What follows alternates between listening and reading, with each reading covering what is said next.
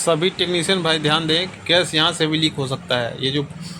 ये आपका service valve का जो कैप होता है वहाँ से भी लीक हो जाता है कभी कभी। ये देखिए मैक्सिमम लोग क्या करते हैं, फ्लेयर नट चेक कर लेते हैं और देखते हैं लीक नहीं है तो गैस डाल देते हैं। ऐसा इसमें भी हुआ है। एक टेक्नीशियन भाई आए थे इससे पहले और वैसे ही गैस डाल के चले गए थे फ्लेयर नट चेक करके।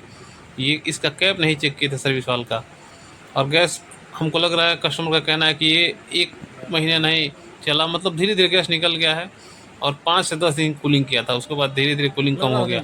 तो देखिए ऐसा भी होता है कभी कभी। तो जब भी आए तो एक बार कैप को भी चेक कर लें और बढ़िया से चेक करने के बाद ही गैस डालें, क्योंकि उसमें आपका भी नुकसान होता है और कस्टमर का भी नुकसान होता है। तो ये चीज़ आप लोग एक बार ध्यान दें।